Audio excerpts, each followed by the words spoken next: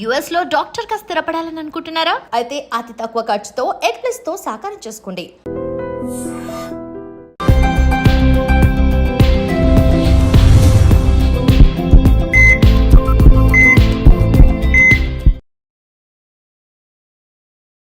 నమస్తే, welcome to healthy conversations with IT media. నేను మీ Jhansi. So ఈరోజు మనతో ఉన్నారు వంటింటి చిట్కాలకు కేర్ ఆఫ్ అడ్రస్ అయిన మధుసూదన్ శర్మ గారు.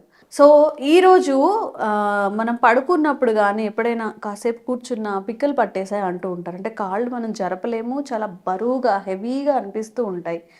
దీనికి అంటే ఈ సమస్యకు ప్రధాన కారణాలు ఏముంటాయి, దీని నుంచి ఎలా బయటపడాలి, ఈ విషయం గురించి తెలుసుకుందాం.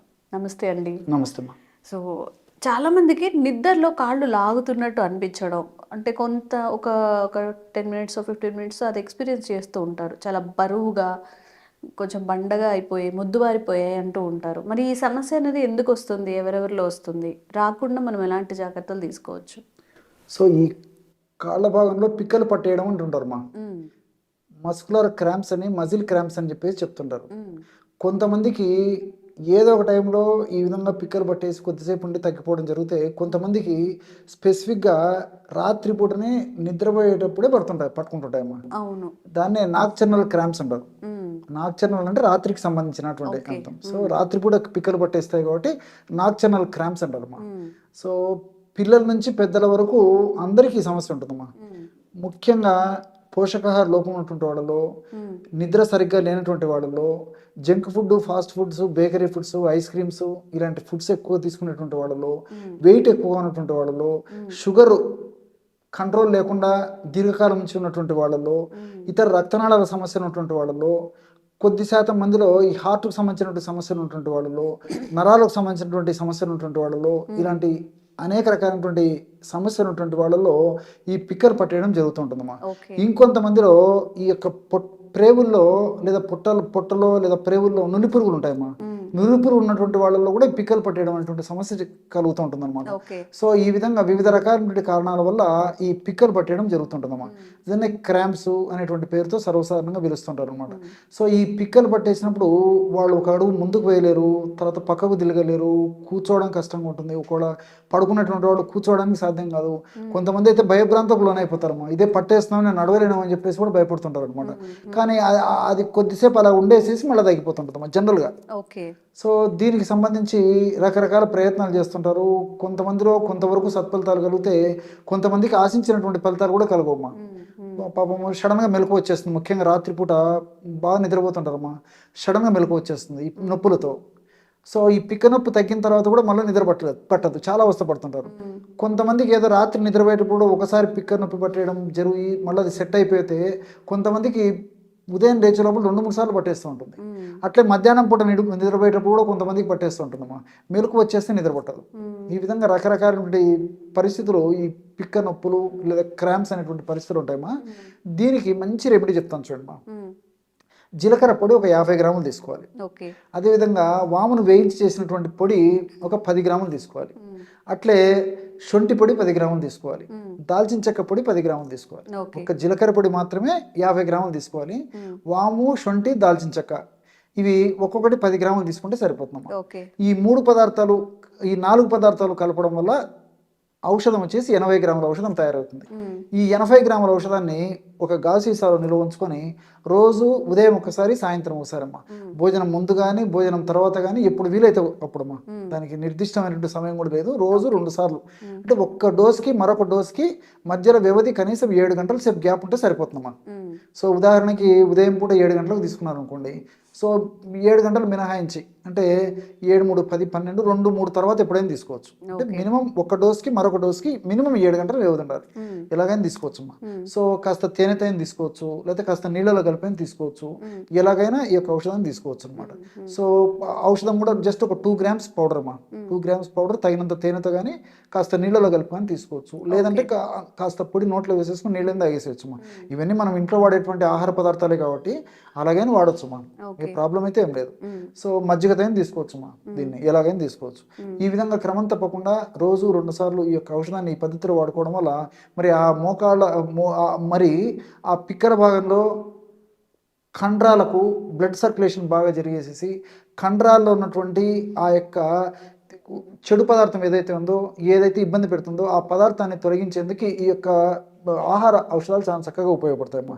అంతేకాకుండా ఈ ఔషధాల యొక్క మరొక ప్రత్యేకత ఏంటంటే ఆ పిక్కల భాగానికి రక్త సరఫరాను బాగా సప్లై చేస్తాయి.